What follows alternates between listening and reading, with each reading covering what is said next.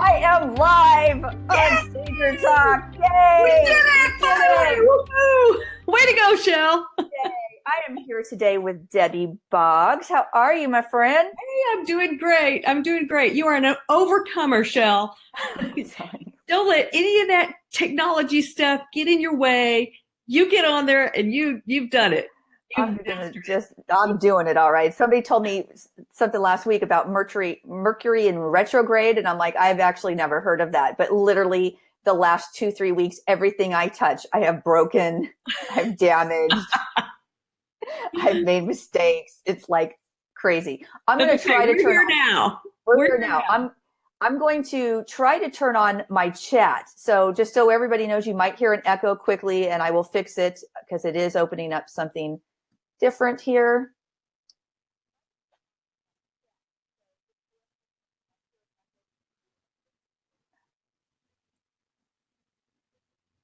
Let's see. How do I mute this? It's telling me to load Facebook chat to interact with my audience. Oh, it opened up a different window. It's telling me to load Facebook chat. Okay, close that. I'll let you do it.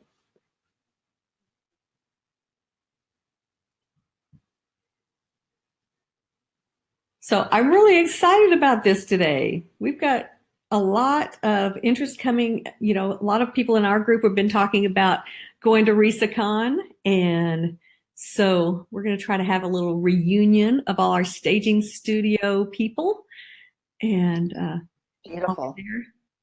I can't open the chat. All it does is echo. I can't figure it out. So if anyone on the RESA staff is out there and listening, you're going to have to funnel questions to me if you want me to answer them, because I cannot see it. So I'm going to open up my other chat box, and Jacqueline and Felicia, I'm sure, are going to be off to the side taking care of that for me, because they are such awesome people. Yeah, they are awesome. I love them. They are awesome. Let's talk RESACON. Well, let's talk you for a minute. Can you give everybody just your background? Who are you? Where you come from? What are you all about? Well, okay. So we're in San Antonio, Texas. Yeehaw, y'all. Julie Young is my business partner, and she and I got into staging about 11 years ago. I had to sell my own house, and so I had just been starting to hear about this whole staging thing. You know, been watching HGTV. I was like a junkie, crack addict on HGTV. And so I thought, well, okay, I want to sell my house quickly and for the most profit. So I did what I knew to do to stage it. And it sold that day for way more than any house had ever sold for in our neighborhood, and by owner. And I thought, wow, there's something to this. And then about the same time, Julie asked me, hey, you want to start a staging business? And I thought, yeah, why not? That'd be fun. And little did we know that it would grow into this huge beast of a company, and just be so much fun for us. That's awesome. So we've been doing that, like I said, about 11 years, and then we started having other stagers asking us, hey, how'd you do this? How are you so successful? What's your secrets? And first we started training our own team. We developed a training program for them, and then other stagers were asking us. So we decided we better develop a training program that can help others as well. And so that's what we've been doing, and that's Staging Studio, is that training program. And it's working. It's working. I'm seeing graduates come out and people are happy, and we're hearing good feedback. I think it's a natural progression when successful stagers have been in the business for quite a while. You kind of want to give back, and I think there's always a cycle, you know, of your business that you start out to a certain area. I know for me, I started out in the staging industry selling staging training to people. Right. And it was a natural progression for me. I thought, well, if I was going to leave the company, which I was, and I was relocating, I was getting married, that I would say, you know, hey, maybe I'll start a staging business. Mm-hmm. And the bad part about that is that I don't like to stage. So That's kind of an important part. It's one of those little things that I thought, it's, I can do it. I'm capable of doing it. I can do a good job. It's just not my passion. I don't wake up every day and say, man, I can't wait to get out and stack those accessories up and karate chop that pillow. And it's just doesn't excite me. But hey, I can't get out, can't wait to get out and give that bid and to close that sale. That part excites me. I ran a staging business for 3 or 4 months, and I had so much business. I got the business. My first phone call, I got the job. It was not a big deal, but I kept getting them, and then I'm like, oh God, now I got to go stage it. I bought a truck immediately the first 30 days. I bought the truck. I was ready. I was like, let's do it. And it just is not my passion to do that. So I figured, what's my passion? My passion is helping people grow the industry, helping people build their own businesses. So I took kind of what I loved before about what I did and what people were needing at the time and started to do RESA. So that's how I got here. Well, everybody's got to find their passion and the thing about it that they love, and really focus on that and pour yourself into that. Yeah. Yep, absolutely. So I'm super excited because RESACON is coming, and we've moved it to July this year, which is such a good move. I know it's a little bit different. People kind of want to start out the year in January, but we're not going to have any issues with weather. So always, every single year, there's 3 or 4 people that end up not being able to make it because they're at the airport and airports have been closed. Yeah. So we're not going to have that. And then the other great thing is that when people follow after RESACON and they go to market, summer market is much less crowded. You get so much more one-on-one attention with your reps. I'm looking forward to that then, because you know how January is a zoo? Yeah, it's pretty crazy. Yeah, it's a total zoo. Well, I was there. They had me speak at market in August during their market, and I was like, "Wow, this is fantastic! You're not bumping into people. It's just so much more, not so much fast paced." Yeah. And then again, the reps, they have the time to really spend with you. So it's really going to be a good deal. So because we plan on spending a couple of days, 2 or 3 days at market this year. Well, like we usually do. Yeah. Yeah. So one of the big things that we're focusing on this year in the industry is really, we've seen stagers, we're finally at that point where we're having what we're calling seasoned stagers, people that have been in it. We're finding the 6 to 15 year mark, and more and more people heading into that. And people are really upping their games. This is not just, a singleton stager anymore. No, these days, if you're going to be successful in the staging industry, you've got to take it seriously. You've got to be a pro. And that means doing things like this, going to RESACON, constantly upping your game, because the bar keeps going higher and higher, which is a great thing. It's great. It's an awesome thing for all of us. What is the saying? Rising tides raise all boats. Yes. And so it's really a good thing to have such strong competition. Yes. And I agree. And to be forced to really up our game, to be staging at a high level, and to be operating our businesses at a high level. Yeah, absolutely. And, it's an investment to go to RESACON, but that's what we got to be doing is investing in our business. I'm going to be speaking there about profitability. Profits. And that's a good segue. That's where I was leading to, is that when you're upping your game, people are now, you got to look at your bottom line. You have to look at the profits. Where can you save money? Where can you make more money? So tell us from your perspective, because that's your subject matter this year. You're going to slay it. So talk a little bit about what you're going to cover. Well, first of all, let me just say that a huge key to profitability is going to things like RESACON. That's, every time you get such a return on your investment that you gain so much. The things that you learn at conferences like that will save you so much on your bottom line. Just, it's unbelievable. Yeah, that is true. That constant education. None of us have arrived and know everything that there is to know. some of us who've been in the business a long time, we know a lot, but there's always more that we can be learning from each other, and always doing that continuing education. Every other industry, any regulated industry requires continuing ed. I wish we had some way of requiring that for stagers as well. Well, we kind of do. We kind of do. We've got, let me tell you, I'll just segue for this. RESA Pro, originally, I'm hearing myself echo now. I don't know if this is going to help. Nope, I think I might be hearing it through you. Oh. Nope, now it's gone. Okay. I have my earbuds in, so I'm hoping I don't. RESA Pro originally had continuing ed attached to it. And we did it in modules. You had to take staging principles, and staging business, and an elective. You could have done anything you want. So you had 3 things that you needed to take in order to renew your RESA Pro. The problem that I had in the beginning was, it was very forward thinking. Yeah. So the problem was, after 2 rounds, there wasn't enough continuing ed classes in order to continue that. So what we decided at the time was, after you'd done it for 4 years, we weren't going to make that a requirement. But then we actually just kind of removed it altogether at this point until we can get some more. So until we can get some more continuing ed, we could actually attach it to that. And of course, there's always more opportunity for you as well as in training providers, do something continuing ed wise. Right.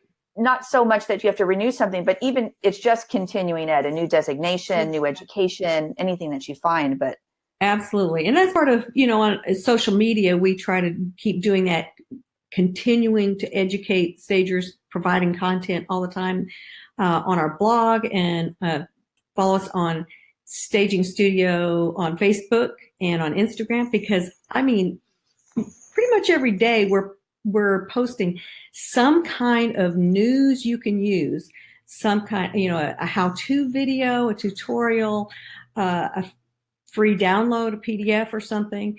And so that's a great way to keep on getting that education. But then also, like you said, taking those classes, luxury designation, all of those things. Yeah, absolutely. So you're going to even talk about P&Ls, different pricing methods. Are you going to teach people? Can you teach people how to identify where they're most profitable? Absolutely, absolutely. We,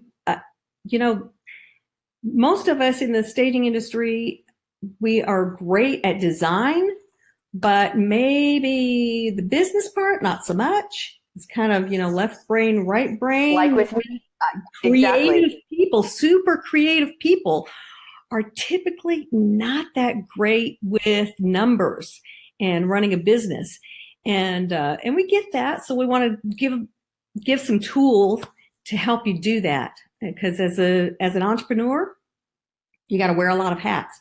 It's not just enough to be great at staging. You've got to be great at, color and things like that, but then also social media and bookkeeping and marketing and managing and systems and insurance and taxes and OSHA requirements and purchasing. It's just on and on, all the different things that you've got to be able to do as an entrepreneur. So we want to kind of start looking at some of those things. A lot of stagers, they don't have any clue how to look at financial statements. Yes. So we're going to talk about those, really kind of get into the nitty gritty of numbers.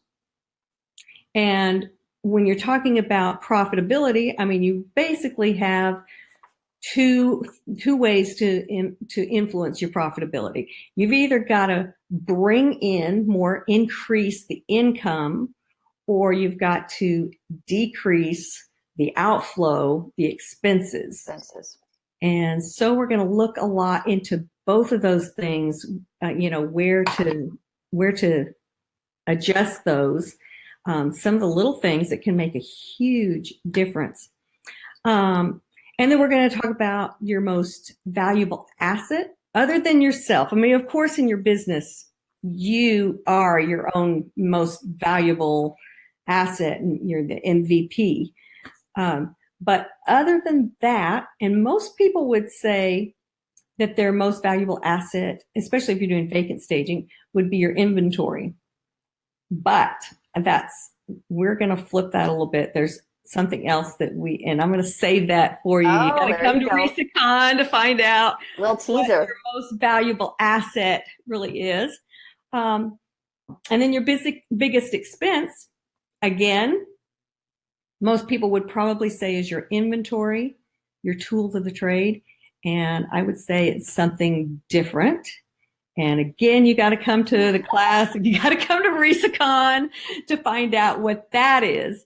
But we're going to really get into the nitty gritty of those things and help stagers. You know, we've seen so many stagers really struggling in their business, really just barely making ends meet and never really making enough profit to pay themselves what they should be paying themselves. Absolutely. And we're saying, okay, enough of that. If you're not able to make a living at this, then what's the point? I mean, yeah, it's fun for a while, but you got to be paying the bills with it. And you can't. I mean, we know lots and lots of stagers who are really making a great income doing Absolutely. It. And we know stagers now that have opened up different locations. Yeah. The warehouses, box trucks, employees, 401ks, profit sharing, all of those things are totally doable. And I think the thing is the mindset. I think the average stager that's coming on board, that's onboarding into the industry right now, it's, I'm just going to start out small. Everybody's the singleton, singlepreneur. This is where we're going to go. I just want to go in and tell people, have fun, tell people where to put their stuff, and arrange some accessories and, but if you're good at it, it's going to grow way beyond that. Absolutely. I always recommend that people look at your business when you're starting out and try to formulate a lot of your decisions of what do you want to look like in 10 years? And let's just start doing it today, because one of the biggest things is the profits, where people underprice themselves from the beginning. And then it's so hard to go back 10 years later, a year later, 6 months later, and to undo that. You can't unring that bell. It's nearly impossible. Once you've kind of gotten in that place, it's really hard to raise your prices, but it's not sustainable. And we want you to not just get a job now. We want you to have a long-term career at this and really build a business that's sustainable, a model that will work over a long period of time, and not just a flash in the pan where you spend all this money on a bunch of stuff and then you can't ever make your business grow and you end up folding. Such a high percent, I wish I could quote the statistic, but such a high percentage of new businesses fail. Yes. It is really very, very few entrepreneurs who are able to make their business viable and make it last past just a really short time. And, but there's no reason not to have a flourishing business, staging business. There's no reason not to. It's just a matter of getting that training, getting that information that's going to help you get there. So a couple things, I want to give everybody who's listening something that they can use right now. One thing I want you to think about is, what are you good at? What are you really strong at? What do you love doing? And maybe it's the staging part. For you, it was the marketing part. Right. So figure out that thing that you're good at. And then, okay, set that aside for a minute. Then let's look at, what do you hate to do? What is the miserable part of your job? For me, that was the bookkeeping. I mean, I could do it and I could do it well, but I hated it. Yep. I like figuring it out, but then I don't want to keep doing that thing with those numbers every day. Right. That just sucks the life out of me. That was the first thing that I outsourced. Yeah. That was the very first hire that we did, was the bookkeeper. Yeah. And I can do it too. I did it for years, but it was like, oh my God, I just can't stand this. So now I got Melinda, I love Melinda. Yeah, it's so wonderful to get It's that so off your great. back. It's so freeing when you get that thing off your back. But most people will think, but I can't afford that. I can't afford to hire somebody to do that. Well, you think about what is your time worth? You need to be able to put a price on your own time. So I started thinking, okay, if I go do a consultation, I can make a good $100 an hour, you know? My time at a consultation, I can probably make about $100 an hour. And that's something that's fun for me to do. So I can do that. So any other task that I have that I can outsource, that I can pay somebody else $15 an hour or 20 or 25 even, Right. if I can pay somebody else less than that $100 an hour that my time is worth, then it's a no-brainer. That's a thing that I should outsource. Absolutely. That thing, right? Absolutely. So don't be afraid to hire people to do the things that are a drain on you, and focus your time and energy on the things that you're great at and that you can make a lot more money at per hour. Pay yourself that bigger piece per hour. And then, if I've got to pay somebody else $25 an hour to do this thing at the same time that I'm making $100 an hour, so now I've made 75. Well, that's a lot better than having to do that other thing too. Absolutely. Same concept with people and the staging.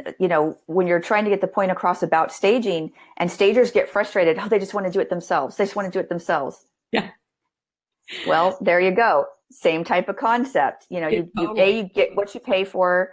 They're going to try to do it themselves. They're going to spend probably more of whatever it is that they do for a living, more of their time than they would have just paid just to do. Same thing with websites. Exactly.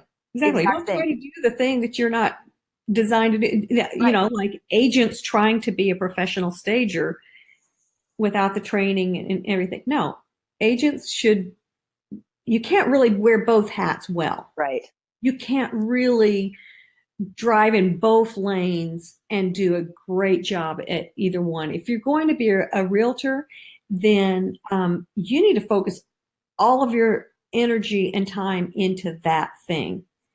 If you're going to be a professional stager, you need to focus all of your time and energy into that and not try to do real estate at the same time. Right. I have my real estate license, but I don't want to have to work as hard as they do. Right. I mean, totally into stagers having their license. I'm a big proponent of it. You can have super access. You get MLS. There's so many benefits. Get paid for referrals. Exactly. It's such a good idea to be able to do it, but as long as you're not practicing, it's like anytime if you get part-time effort gets part-time results, right? Mm-hmm. We all know that. So Absolutely. The concept is no different. When you have something that's a side hustle, if it's not your main focus, it can't possibly be the best that it can be. It's only going to get 50%. Right. So it's that way with staging. If you're doing this as like you said, a side hustle, kind of a hobby, it's never really going to go anywhere. I mean, you can still have a nice little side income. And I don't want to say that you should not do that, because you might want to just do consultations. And that's a great way to have some extra income. But if you really want to build a staging business, you got to be all in on that. Yeah, absolutely. We've got the chat going. I've actually opened up, I can't do it on the computer because we're Mercury in retrograde, apparently. That's what people are telling me with all the technology hangups. But I've got my phone open. So I see people that are on and watching. So if you have a question for myself or for Debbie, please go ahead and post it. Yes, please ask those questions. I've got one that came up here. It's asking about your profit margins and what kind of profits you should be getting. By the way, tell me the guy's name again. I think he's going to be speaking at RESA, right? About Mike Michalowicz. Yeah, I can never say that. So he'll be talking about his Profit First. Profit First. Such a great book, and something that we found out when we read the book. We were like, yes, we've been doing it right. That's awesome, So, but the thing is that it doesn't matter if you've got a company that grosses $1 million, if your expenses are also $1 million and then your net is zero, it would be better to gross $1,000 and have zero expenses than you've made way more money than that person with the $1 million business who didn't have any net. So it doesn't matter. Your gross does not matter. It's your net, your bottom line. That's the key thing. That's the thing we want to massage and get just right. And there's no reason why you shouldn't be having at least a 20% profit. 20, 30, 35% profit. And like I said, there's a lot of stagers who are doing that, who have those $1 million businesses and then making a 30% profit. That's a pretty good income. Do you do the math on that? Absolutely. That's a very nice 6-figure income, and it's very doable. So you want to get to the point where your profits are in the 20 to 30% range. And Mike, in his book, he teaches that instead of, you have your gross, the old school way of looking at profits is your income minus expenses equals your profits. And he flips that and says, your gross, and then you decide how much you want to profit. So you decide, okay, I want to have a 25% profit. So you just take that and you say, I'm going to pay myself that. Now what's left over? That's what I have to spend on my insurance and my inventory and my truck and whatever other expenses we have, warehouse, that kind of thing. So it's really about budgeting. It's all about budgeting that. All about budgeting. Yeah. And I think it's a new concept for people when you look at budgets that way. And it's interesting because it's always been the other way. And my father's been telling me this for years, just pay yourself what you want to pay yourself. I'm like, well, I have a regular job now, so it doesn't really work that way. But vacations, he says the same thing. I said, Dad, I can't afford to take a vacation. You can't afford not to take a vacation. Just put it on the books. Beginning of the year, you put all your days off on the calendar and then you make it happen. And he's like, you got to think about you first. And I'm like, I don't understand this concept, Father, but he's brilliant and he keeps telling me to do it. One day I might. Same concept. Well, I'm so glad that you brought that up, because that's actually one of the things that we're going to talk about in the class at RESACON is I don't want to just talk about the profitability of our financial investment. I want to talk about the profitability of our time investment, because yes, we put a lot of actual money into building our business up, but we also invest a lot of ourselves and our time, and we should be getting a return on that investment as well. And so there's a lot that goes into leveraging our time the right way. Like I said, hiring the people who love to do the thing that we hate to do. Yeah. So that means they can do it in way less time than we can. And those people usually love to do those things. Oh, we just switched over to a new inventory system. We've switched over to Stageforce, and that takes a lot to get all of your inventory, especially when you've got as much as we have, a ridiculous amount of inventory, and getting every little item tagged and switched. And that was like, oh my gosh, so draining for me. And years ago, when we first started keeping track of our inventory, we had one of our stagers start trying to do that and realized really quick, oh, that was the worst.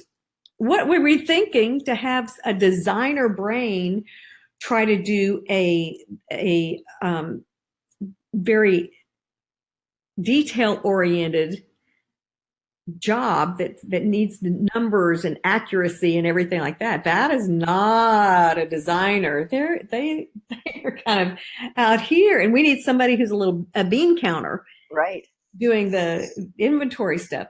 So, but one of our team members had some extra time and so was helping out this last week with getting that inventory system up and running. And she's like, oh, I love it. I've been looking forward to coming to work because I get such joy out of putting those tags on there. And I'm like, you go, girl. Have at it.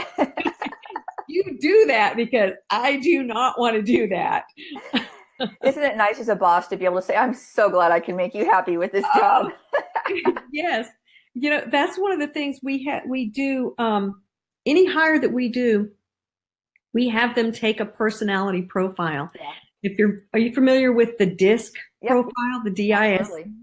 It's awesome. So we make sure that whatever their role is that we're going to be putting them in, that they're in their sweet spot, that we're not asking them to do something that is totally against their nature. And when you get everybody operating in their sweet spot like that, oh, it's just like this well-oiled machine, and it just cranks, and pretty soon you don't have to do anything. They just make it all happen. Yeah. In my previous career, I would be hired on to come into a company or a department that was sick. It needed to be fixed. So my job was to come in, analyze everything that was going on, and then fix it. And that was my biggest thing is I would ask the people, what's the problem? What's the problem with this department? And they'd tell me. Then I'm like, all right, what do you want to do? What do you think you should do? Well, I hate this job. I don't like doing it. Well, why are you doing that? Because my boss wants me to do it. And it's like, why do you do that? Put them in the places that they want. So my philosophy is I try to find good people who are great at what they do, and then I get out of their way. I'm not a micromanager. I don't want to babysit somebody, but I want to empower my teammates to be able to own their job. So they come to work like with yours, with the attitudes, I love it. I can't wait to get here. I'm loving everything. And you put them in the right spots, and those people are going to shine for you, which is going to make you more profitable. It will make you more profitable. They'll stay around longer. One of the most expensive things that you can do in business is hire and train a new person.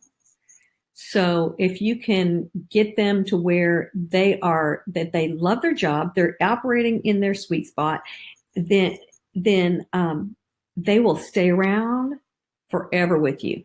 Yeah. You value them, and make coming to work a great thing, make it just the best job that they ever had. They will be so loyal, they'll stay around forever, and you don't have to keep on finding and replacing and retraining the same position over and over again. So that's a huge part of profitability and just of joy in your workplace. Yeah, absolutely.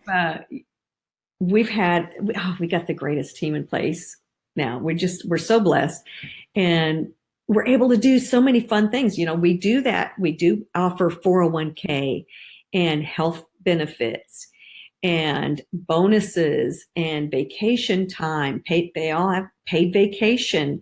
And in fact, we got to take our whole team for a few days in Mexico on the beach in December. Oh, that's awesome. And yeah, it's so fun. And it builds morale, builds that team spirit. And you can do those kinds of things when you're watching your numbers, when you're profitable, and you can share that with your team. Absolutely. We got a question from Eric Reeves. He's asking, how and when did you develop an employee manual and policies?